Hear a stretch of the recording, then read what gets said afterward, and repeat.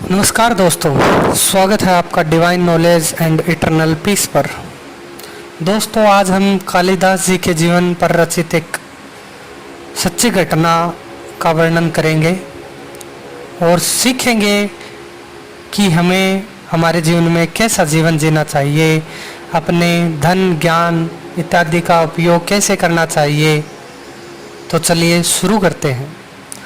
दोस्तों, एक समय की बात है, कालिदास बहुत प्यासे थे।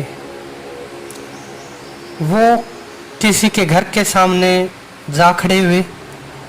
घर से एक सत्री निकले। कालिदास जी ने बोला, माते पानी पिला दीजिए, बड़ा पुण्य होगा। तो वह महिला बोली, बेटा मैं तुम्हें जानती नहीं, अपना परिचय दो, मैं तुम्हें अवश्य पानी पिला दूंगी। कालिदास जी ने कहा, मैं पथिक हूँ, कृपया पानी पिला दे। महिला बोली, तुम पथिक कैसे हो सकते हो? पथिक तो केवल दो ही हैं, सूर्य व चंद्रमा, जो कभी नहीं रुकते, हमेशा चलते रहते हैं। तुम इनमें से कौन हो, सत्य बताओ। कालिदास ने कहा, मैं मेहमान हूँ, कृपया पानी पिला दे। तो महिला ने कहा, तुम मेहमान कैसे हो सकते हो? संसार में तो दो ही मेहमान हैं, पहला धन और दूसरा यौवन। इन्हें जानने में समय नहीं लगता, सत्य बताओ कौन हो तुम?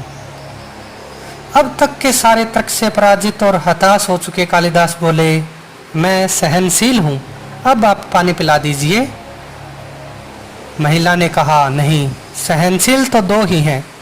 पहली धरती, जो पापी पुण्य आत्मा सबका बोझ सहती है, उसकी छाती चीरकर बीज बो देने से भी अनाज के भंडार देती है। दूसरे पेड़, जिनको पत्थर मारो फिर भी मीठे फल देते हैं। तुम सहनशील नहीं हो, सच बताओ तुम कौन हो? अब तक कालिदास लगभग मूर्छा की स्थिति में आ गए और तर्क वितर्क से झल्ला कर बोले। कालिदास बोले, मैं हठी हूँ। सत्री बोली, फिर असत्य, हठी तो दो ही है, पहला नख यानी नाखून, दूसरा केस यानी बाल। इन्हें कितना भी काटो बार बार निकल आते हैं। सत्य कहें विद्वान, आप कौन हैं? पूरी तरह अपमानित और पराजित हो चुके कालिदास ने कहा, हे देवी, फिर तो मैं मूर्ख ही हूँ। महिला ने कहा, नहीं, तुम मूर्ख कैसे हो सकते हो? मूर्ख तो दो ही हैं, पहला राजा, जो बिना योग्यता के सब पर शासन करता है, और दूसरा दरबारी पंडित, जो राजा को प्रसन्न करने के लिए गलत बात पर भी तर्क करके उसको सही सिद्ध करने की चेष्टा करता है। अब कुछ न बोल सकने की स्थिति में कालिदास उस महिला के पैर पर गिर पड़े और पानी की याचना में गिड़गिड़ाने लगे। महिला ने कहा, उठो वत्स। आवाज सुनकर कालिदास ने ऊपर देखा तो साक्षात माता सरस्वती वहां खड़ी थी। कालिदास पुनः नतमस्तक हो गए। माता जी ने कहा, शिक्षा से ज्ञान आता है, न कि अहंकार। तूने शिक्षा के बल पर प्राप्त मान और प्रतिष्ठा को ही अपनी उपलब्धि मान लिया और अहंकार कर बैठे। इसलिए मुझे तुम्हारे चक्षु खोलने के लिए ये सवांग करना पड़ा।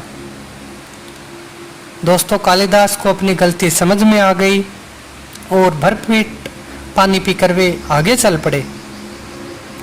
तो दोस्तों, इस कहानी से हमें सीखने को मिलता है कि अपनी विद्वता पर कभी घमंड न करें। घमंड विद्वता को नष्ट कर देता है। दो चीज़ों को कभी व्यर्थ नहीं जाने देना चाहिए, अन्न के कण को और आनंद के क्षण को। धन्यवाद। मिलते हैं अगले वीडियो में।